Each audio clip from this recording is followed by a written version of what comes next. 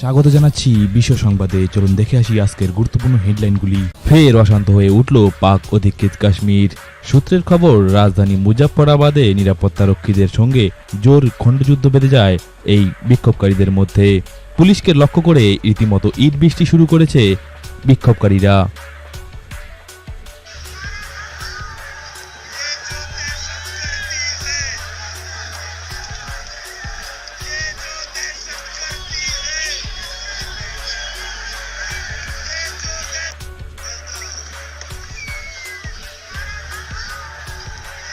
এই নিয়ে ২৯ বার, সবচেয়ে বেশিবার এভারেস্ট জয় করে ইতিহাস গড়লেন কামিরিতা শেরপা। তিনি নেপালের বাসিন্দা, যাকে গোটা দুনিয়া চেনে এভারেস্ট ম্যান নামে।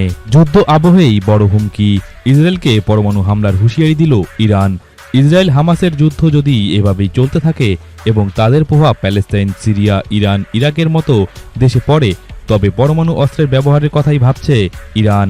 ইরানের সুপ্রিম নেতা আয়াতুল্লাহ আলী খমেনির পরামর্শদাতা কামাল খাজরি এমনটাই ইঙ্গিত দিয়েছেন। খালিস্তানি জঙ্গি হরদীপ সিং নিজ্জার খুনের মামলায় কানাডায় গ্রেপ্তার করা হয়েছে এক ভারতীয়কে। গ্রেপ্তার করে শনিবার, যার নাম অমনদীপ সিং। রাফায় হামলা বন্ধ না করলে ইসরায়েলকে অস্ত্র ও গোলাবারুদ সরবরাহ করা হবে না বলে বুধবার হুমকি দিয়েছিল আমেরিকার প্রেসিডেন্ট জো বাইডেন।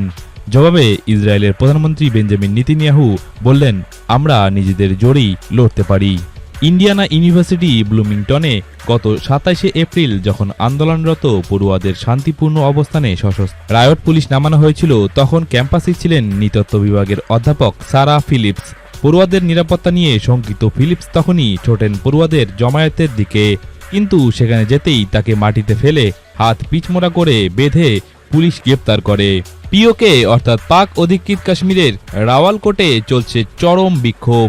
এর মধ্যেই দেখা গেল ভারতীয় পতাকা সেই বিক্ষোভের মাঝে উড়ল।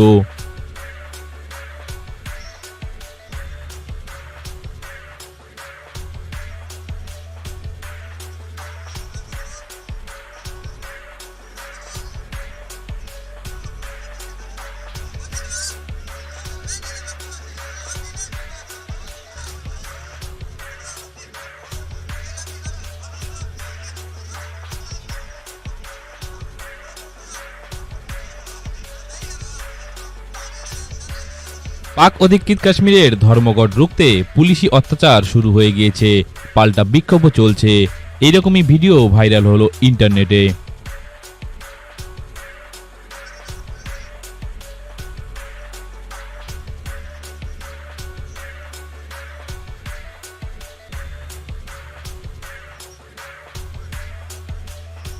মুদ্রাস্ফীতির জেরে পিওকেতে যুদ্ধের পরিস্থিতি।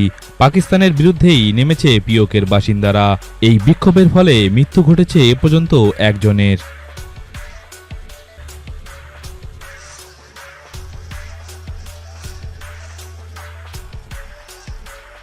বিদ্যুৎ ও আটার দাম বৃদ্ধির পর পিওকের জনগণের ধৈর্যের বাঁধ টুটল।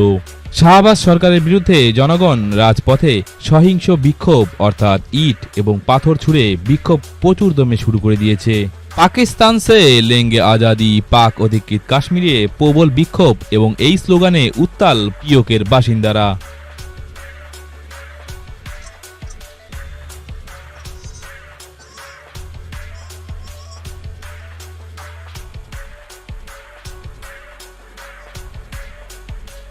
দুই দশকের মধ্যে সবচেয়ে বড় ভূচম্বীয় ঝড় সৌরশিখা থেকে স্ফুলিঙ্গ ছড়িয়ে পড়ে। শুক্রবার রাতে লাতিন আমেরিকার কিছু অংশে ঝলমলে আলোর প্রদর্শনী ঘটে, যার মধ্যে মেক্সিকোতে একটি বিরল উপস্থিতি রয়েছে। শনিবার রাশিয়া বলেছে যে তার বাহিনী ইউক্রেনের খার্কিভ অঞ্চলের 5টি সীমান্তবর্তী গ্রাম দখল করে নিয়েছে, যেখানে রাশিয়া শুক্রবার আক্রমণ শুরু করেছিল। পূর্ব ইউক্রেনের যুদ্ধক্ষেত্রে মাথায় হাত জেলেনস্কির। রাশিয়ার দখলে আরও 5টি গ্রাম। বিরাট জয় হয়ে গেল রাশিয়ার। যুদ্ধে শেষ হবে হামাস। বিভিন্ন লক্ষ্যবস্তুতে হামলা চালাচ্ছে ইসরায়েলের সেনারা। ইসরায়েলি সামরিক বাহিনী এক বিবৃতিতে বলেছে, তারা উত্তর গাজার জাবলিয়ায় হামাসের লক্ষ্যবস্তুতে হামলা চালাচ্ছে এবং অভিযানও চালাচ্ছে। এর মাধ্যমে হামাসকে তারা শেষ করে দিবে। বন্যায় বিপর্যস্ত আফগানিস্তান। মৃত্যু ঘটেছে 300-রও বেশি। জলমগ্ন রাস্তাঘাট, ঘরবাড়ি। ফের বড় ঝটকা খেল পড়শি দেশ পাকিস্তান। কাঙ্গাল পাকিস্তানকে ধোঁকা দিলেন সৌদি আরবের ক্রাউন প্রিন্স সালমান। সৌদি আরবের প্রিন্স মোহাম্মদ বিন সালমান বহু প্রতীক্ষিত পাকিস্তান সফর অজ্ঞাত কারণে স্থগিত করা হয়েছে। ঘাতক ড্রোন সহ যুদ্ধজাহাজ মোতায়েন। ভারত বিরোধী মইজু তুরস্কের সঙ্গে কি ভয়ঙ্কর প্ল্যান করছে সে নিয়ে উঠছে আন্তর্জাতিক মহলে জল্পনা। মালদ্বীপের প্রেসিডেন্ট মোহাম্মদ মইজু দায়িত্ব গ্রহণের পর মালদ্বীপের প্রেসিডেন্ট প্রথমে তুরস্ক সফর করেন এবং প্রেসিডেন্ট রিসেপ তাইওয়ান এরদোগানের সঙ্গে সাক্ষাৎ করেন।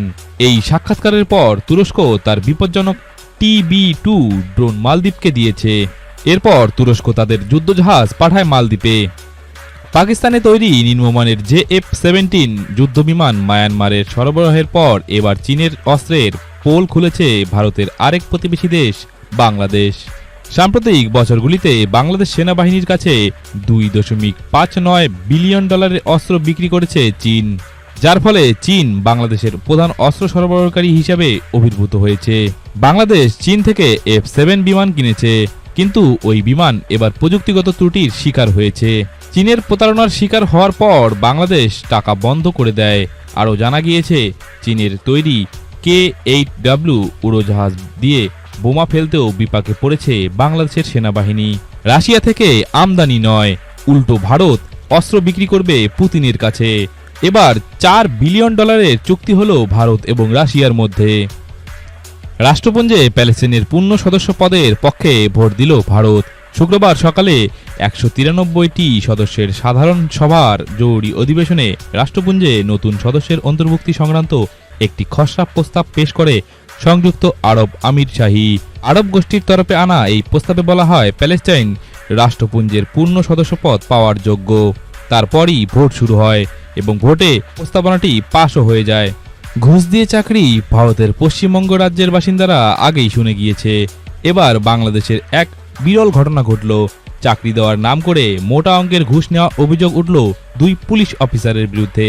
তারা ছিল পুলিশ কনস্টেবল। তাদের সাসপেন্ড করা হয়েছে বর্তমানে। ঘটনাটি ঘটেছে বাংলাদেশের মাদারীপুরে।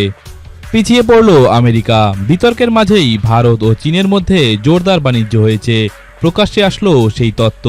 চলতি বছর অর্থাৎ 2024 সালের ফেব্রুয়ারি মাস পর্যন্ত চীন এবং ভারতের মধ্যে 9 লক্ষ কোটি টাকার বেশি বাণিজ্য হয়েছে, যেখানে আমেরিকা ও ভারতের দ্বিপাক্ষিক বাণিজ্য হয়েছে মাত্র 8,91,000 কোটি টাকা। 2 দশকেরও বেশি সময়ের মধ্যে সবচেয়ে শক্তিশালী সৌরঝড় শুক্রবার পৃথিবীতে আঘাত হানার সময় Russia, Ukraine, Germany, Slovenia, Britain এবং ইউরোপের অন্যান্য অংশে দারুণ আরোরা দেখা যায়। যুক্তরাষ্ট্রের আগামী প্রেসিডেন্ট নির্বাচনে রিপাবলিকান পার্টির সম্ভাব্য প্রার্থী ও সাবেক প্রেসিডেন্ট ডোনাল্ড ট্রাম্পের ছোট ছেলে ব্যারন ট্রাম্প দলটির জাতীয় সম্মেলনে অংশ নেবেন না। ফ্লোরিডার অঙ্গরাজ্য থেকে দলের প্রতিনিধি হিসেবে তার অংশগ্রহণ করার কথা ছিল। প্যালেস্তাইনের স্থায়ী সদস্যপদের পক্ষে ভোট ভারতের। সনদ ছিঁড়ে বেলাগাম ইসরায়েলের রাষ্ট্রদূত। ট্রাম্পকে ইনজেকশন নিতে বলে বিদ্রূপ করলেন জো বাইডেন। অস্ত্রের জন্য হাহাকার করছে ইউক্রেনের জেলেন্সকি। পাশে দাঁড়িয়ে বড় ঘোষণা করল আমেরিকার জো বাইডেন। রাশিয়ার সেন্ট পিটার্সবার্গ শহরের মাইকা নদীতে যাত্রীবাহী বাস পড়ে 7 জন নিহত, বেশ কয়েকজন আহত হয়েছে। এবার ইউক্রেনের উত্তর পূর্বাঞ্চল দিয়ে আক্রমণ শুরু করেছে রাশিয়া। বাংলাদেশের অভ্যন্তরে তিস্তার বুকে ড্রেজিং এবং ব্যারেজ নির্মাণের প্রস্তাবিত বহুমুখী প্রকল্পটিতে অর্থ বিনিয়োগের প্রস্তাব দিয়েছে ভারত। বিদেশ সচিব বিনয় মোহন কোয়াত্রা বৃহস্পতিবার ঢাকায় বাংলাদেশের বিদেশমন্ত্রী হাসান মাহমুদের সঙ্গে বৈঠকে এই প্রস্তাবটি দিয়েছে। ডোনাল্ড ট্রাম্পকে কামলা পুলিশ বলে কটাক্ষ করল পর্নস্টার স্টারমি। আদালতে জোর নাটক শুরু হয়েছিল। বাংলাদেশের প্রধানমন্ত্রী শেখ হাসিনার সঙ্গে বৈঠক করলেন ভারতের বিদেশ সচিব বিনয় মোহন কোয়াত্রা। বৃহস্পতিবার সকালে বাংলাদেশের গণভবনে বৈঠক হয়েছে তাদের দুজনের মধ্যে। অবশেষে মালদ্বীপ থেকে সব সেনা প্রত্যাহার করে নিয়েছে ভারত। 10ই মে ছিল সেনা সরিয়ে নেওয়ার শেষ দিন। এর মধ্যেই সব সেনাদের সরিয়ে নিয়েছে ভারত। ভারতীয় বিদেশ মন্ত্রণালয় এই তথ্য জানিয়েছে। বিশ্বের প্রতিদিনের গুরুত্বপূর্ণ খবরের হেডলাইন্স দেখতে সাবস্ক্রাইব করুন বিশ্ব সংবাদ এবং শেয়ার করুন প্রিয়জনদের সাথে। ধন্যবাদ।